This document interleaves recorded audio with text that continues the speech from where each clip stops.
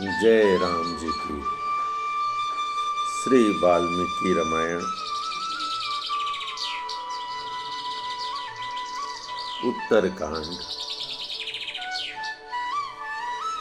12वां सर्ग। अगस्त जी कहते हैं, श्री राम अपना अभिषेक हो जाने पर जब राक्षस राज रावण भाइयों सहित लंकापुरी में रहने लगा, तब उसे अपनी बहन राक्षसी शूर्पणखा के ब्याह की चिंता हुई। उस राक्षस ने दानवराज विदुत जी को, जो कालका का पुत्र था, अपनी बहन शूर्पणखा ब्याह दी। श्री राम बहन का ब्याह करके राक्षस रावण एक दिन स्वयं शिकार खेलने के लिए वन में घूम रहा था। वहां उसने दति के पुत्र मय को देखा। उसके साथ एक सुंदरी कन्या भी थी। उसे देखकर निशाचर दशग्रीव ने पूछा, आप कौन हो जो मनुष्यों और पशुओं से रहित इस सूने वन में अकेले घूम रहे हो? इस मृगनयनी कन्या के साथ आप यहाँ किस उद्देश्य से निवास करते हैं? इस प्रकार पूछने वाले उस निशाचर से मैं बोला, सुनो, मैं अपना सारा वृतांत तुम्हें यथार्थ रूप से बता रहा हूँ। तात, तुमने पहले कभी सुना होगा, स्वर्ग में हेमा नाम से प्रसिद्ध एक अप्सरा रहती थी। उसे देवताओं ने उसी प्रकार मुझे अर्पित कर दिया था, जैसे पुलोम दानव की कन्या सची देवराज इंद्र को दी गई थी। मैं उसी में आसक्त होकर 1 सहस्त्र वर्षों तक उसके साथ रहा हूँ। एक दिन वह देवताओं के कार्य से स्वर्ग लोक को चली गई। तब से 14 वर्ष बीत गए। मैंने उस हेमा के लिए माया से एक नगर का निर्माण किया था, जो संपूर्णतः सोने का बना है। हीरे और नीलम के संयोग से वह विचित्र शोभा धारण करता है। उसी में अब तक उसके वियोग से अत्यंत दुखी एवं दीन होकर मैं रह रहा हूँ। उसी नगर से इस कन्या को साथ लेकर मैं वन में आया हूँ। राजन, यह मेरी पुत्री है, जो हेमा के गर्भ में ही पली है और उससे उत्पन्न होकर मेरे द्वारा पालित और बड़ी हुई है। इसके साथ मैं इसके योग्य पति की खोज करने के लिए आया हूँ। मान की अभिलाषा रखने वाले प्रायः सभी लोगों के लिए कन्या का पिता होना कष्टकारक होता है, क्योंकि इसके लिए कन्या के पिता को दूसरे के सामने झुकना पड़ता है। कन्या सदा 2 कुलों को संशय में डाले रहती है। तात, मेरी इस भार्या हेमा के गर्भ से 2 पुत्र भी हुए हैं, जिनमें प्रथम पुत्र का नाम मायावी और दूसरे का दुदुम्भी है। तात, तुमने पूछा था, इसलिए मैंने इस तरह अपनी सारी बातें तुम्हें यथार्थ रूप से बता दी। अब मैं यह जानना चाहता हूँ कि तुम कौन हो। यह मुझे किस तरह ज्ञात हो सकेगा? मयासुर के इस प्रकार कहने पर राक्षस रावण विनीत भाव से बोला, मैं पुलस्त्य के पुत्र विश्रवा का बेटा हूँ। मेरा नाम दशग्रीव है। मैं जिन विश्रवा मुनि से उत्पन्न हुआ हूँ, वे ब्रह्मा जी से 3री पीढ़ी में पैदा हुए हैं।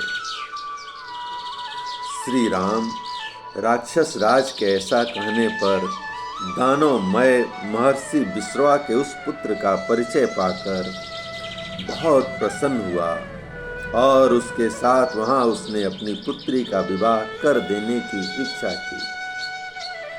इसके बाद दैत्यराज मय अपनी बेटी का हाथ रावण के हाथ में देकर हंसता हुआ उस राक्षस राज से इस प्रकार बोला, राजन, यह मेरी बेटी है, जिसे हेमा अप्सरा ने अपने गर्भ में धारण किया था। इसका नाम मंदोदरी है।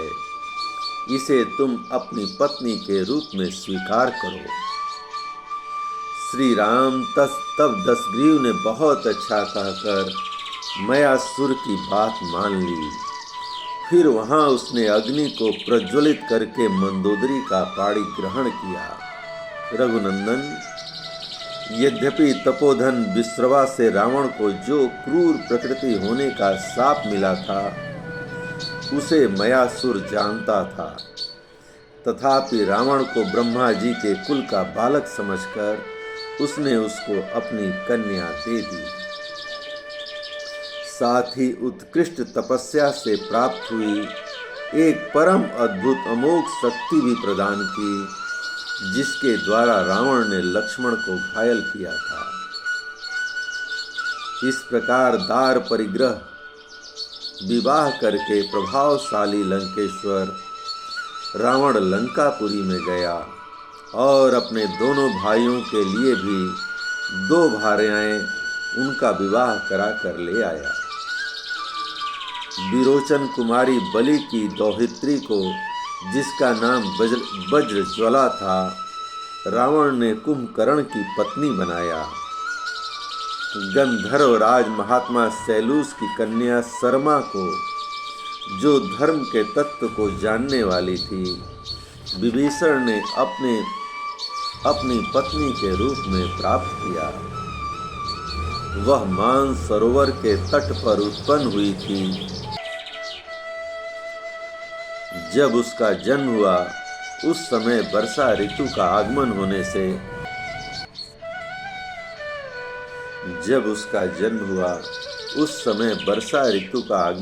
से मान सरोवर बढ़ने लगा।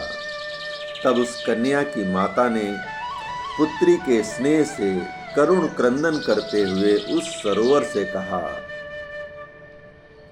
सरो मां वर्धस्य, हे सरोवर, तुम अपने जल को बढ़ने न दो। उसने घबराहट में सरह मां ऐसा कहा था, इसलिए उस कन्या का नाम शर्मा हो गया। इस प्रकार वे तीनों राक्षस विवाहित होकर अपनी अपनी स्त्री को साथ ले नंदन वन में विहार करने वाले गंधर्वों के समान लंका में सुखपूर्वक रमण करने लगे। तदंतर कुछ काल के बाद मंदोदरी ने अपने पुत्र मेघनाथ को जन्म दिया, जिसे आप लोग इंद्रजीत के नाम से पुकारते थे। पूर्व काल में उस रावण पुत्र ने पैदा होते ही रोते रोते मेघ के समान गंभीर नाद किया था। रघुनंदन, उस मेघ तुल्य नाद से सारी लंका जड़वत स्तब्ध रह गई थी। इसलिए रावण ने स्वयं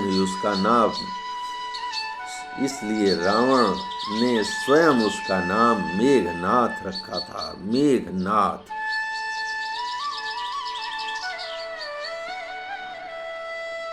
श्री राम उस समय जब वह रावण कुमार रावण के सुंदर अंतःपुर में माता पिता को महान हर्ष प्रदान करता हुआ श्रेष्ठ नारियों से सुरक्षित हो काष्ठ से आच्छादित हुई अग्नि के समान बढ़ने लगा।